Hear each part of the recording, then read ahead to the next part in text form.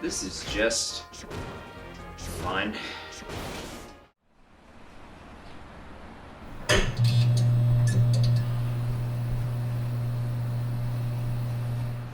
Whenever a new console generation starts up, everyone wants to get the hottest, flashiest, best-looking game out there, whether it be the PS5 or the Google Stadia. Man, does anyone even own any of those? I'd like to know. So let's take it back 20 years ago with the launch of one of the biggest, best-selling game consoles of all time, the PS2. I was like 3 when it came out, so the only games I really cared about at that time were like, I don't know, Almo's County Adventure for the PS1, or GTA 3, according to my parents. And that shaped me into the man I am today. Wow, that's sad. Anyways, that leads into this game, a near-launch title for the PS2, The Bouncer. Now, I was pretty much unaware of this game from when it came out, but I was aware about this game a few years later, and thanks to a little video by Some Call Me Johnny, and after one late-night eBay stint later, I got the game. Now, considering the game is very stylistic, I mean, look at the cover, for example.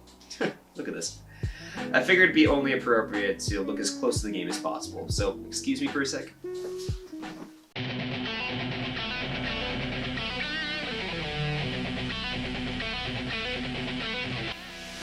Alright, let's do this.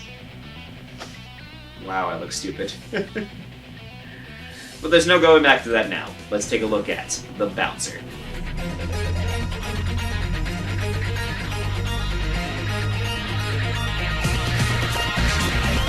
Okay, so the first thing you may have noticed, aside from the character designs being all that, this little game logo right here.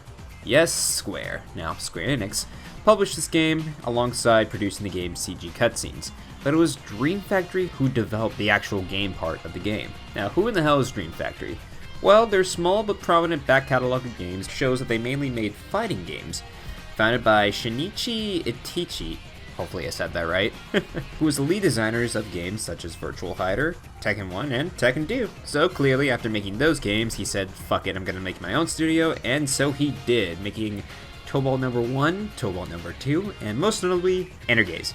God bless the ring. Which, well, the main selling point of that game, at least for the PS1 ports, was you could play as Cloud and Tifa in a fighting game. I've never played this game, though it looks interesting. I'm assuming thanks to this relationship Dream Factory made with Square, they decided they would help make their own original IP, that being The Bouncer. The lead Square person that would help with this game was Tetsuya Nomura, doing the character designs for the game. Now, Nomura's designs has its fans and its detractors for obvious reasons, but at the same time he certainly left an impact on the industry, with Cloud and Sora coming to mind immediately. That being said though, when my roommate saw me playing this game for the first time, she thought I was playing Kingdom Hearts, so take that for what you will. Now, the game was supposed to be a launch title for the PS2, but it was pushed back slightly due to difficulty with the new hardware. Not the first time I've heard that with a new game on a new console. That being said, the game was released in the States in early 2001, and it wasn't a commercial flop per se, but it was enough to end the partnership between Square and Dream Factory. Square was going through its own financial difficulties at the time with the whole Enix merger and the bomb that was Final Fantasy: The Spirits Within. Look at that, they even have an ad for the movie in this game's manual. I remember this movie being, not good. So let's get into it. The weird thing about this game is it's mainly a story-driven beat-em-up, if that makes any sense. It's not your normal pick-up-and-play kind of beat-em-up, it's more like the Metal Gear Solid 4 beat-em-ups. That being more cutscenes than there is gameplay in this 2-hour game. Okay, I'm kinda jumping the gun here, but yeah, this game is 2 hours long. So if you have a short game that's mainly cutscenes, basically putting the story into center stage, then it better be a good story to back that. Well, let's get into that. The game first starts up with this hacker? The game really doesn't do a good job explaining things. Tracking some target with the news about a satellite going on in the background. After someone finds this target, the hacker girl gets up and we cut to a town of, I'm guessing someplace in Europe, where we see these totally not stealthy cyber ninjas destroying a house. We follow this young girl into a bar where we meet our 3 main bouncers. Sion. Seriously, I would not be surprised if CM was the basis of Sora, except CM has way too many chains on him. Vault, this biker-looking dude who has fucking horns on his head. And what's going on with them hands, my dude? And Ko, who has tribal tattoos that totally don't make him look like a fucking tool. They talk for a sec, baddies break in, and it's time to attack. Okay, so let's get into the main gimmick of the bouncer. You have 3 different characters that you can play as, and depending on the character you play as, you might see something different go on in the story. But overall, the story remains the same. That's kind of disappointing. And then the game pretty much plays as a damsel in distress kind of story, where they have to save their kidnapped friend Dominique from the evil Mikado company. The game splits these story segments with short beat-em-up segments that last for less than a minute, with a few exceptions of course. Admittingly, I'm not a fan of this approach with the game.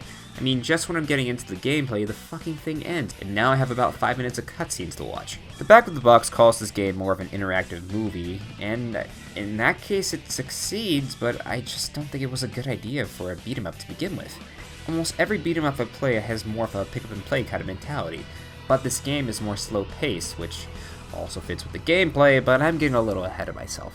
Back to the story for a bit. Aside from the whole damsel in distress story going on, our 3 main bouncers run into some goofy and off-the-wall characters like Echidna, who looks like a reject from Space Channel 5, a Black Panther who we learned was one of Sion's old friends who thought she was dead or something like that, and fucking edgy McEdgelord Duragon, who we learned kidnaps his sister to power some sort of satellite that has a fucking laser on it. Okay. Then, Dominique is revealed to be a robot of the real Dominique that died years ago in this out-of-place backstory for Duragon. This game tries to cram in so many different ideas in this story without fleshing them out, and it just does not come out well. Like, the main characters never question what the fuck is going on. Like, okay, if they're trying to do one thing where it's like a cheesy action movie where nothing really makes sense for the sake of comedy, then that's one thing, but this game takes itself way too seriously for that to work. Oh, fuck, man, the story's still going on. After the first fight with Duragon, our 3 main characters split off into their own paths. This is one of the only times where the game does something different depending on what character you select. But overall, it doesn't really matter since all the characters meet up at the right time in the fight of a boss battle. Again, why have multiple characters when it doesn't matter in the end?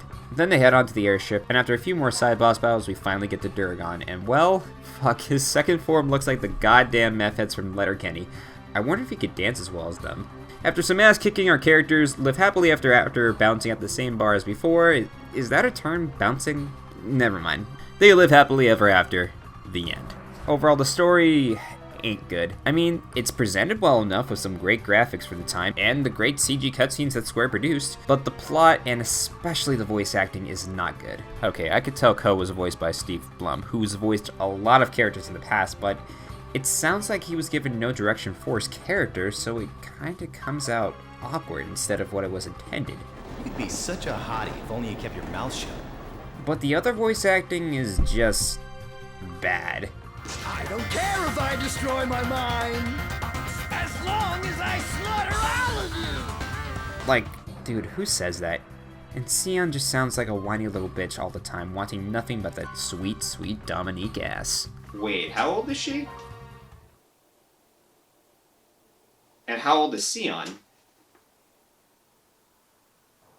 Alright, someone needs to call the cops to catch his pedo. Alright, let's talk about the gameplay for a second. It's slow.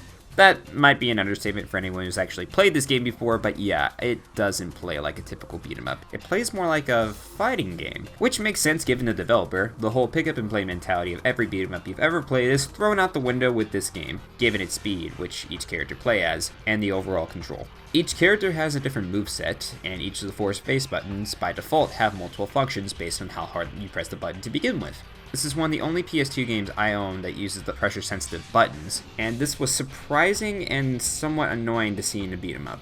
Like if you're in the heat of a moment of a battle and you're trying to pull off one simple punch, instead you do this kick move that takes up more time. You automatically lock onto the nearest enemy to you, which may be useful, but if you had control of the camera, which you don't, then oh god, this shit is awkward. It pretty much goes wherever it wants. and in close corners, it's not good. But the lock-on feature has its own problems as well, as if you're trying to move away from a certain enemy to go to one to another, your character speeds up and slows down, making it easy for other enemies to hit you. Each of the 3 characters you play as, like I said before, have different movesets, and well, I have to say Sion is the best character to play as, since he moves at a tolerable speed. Vault is basically the glass cannon, meaning that he could punch really hard, just that he moves very slow, and oh dear god, his defense is fucking awful. And Ko's gimmick, I guess, is that he could juggle enemies a lot easier than other characters. But the juggling system doesn't really work, given the things I mentioned what was wrong with the combat beforehand, and the fact that the enemies move slightly forward after being launched, so it's more difficult to juggle continuously. It still makes some good ragdoll physics though.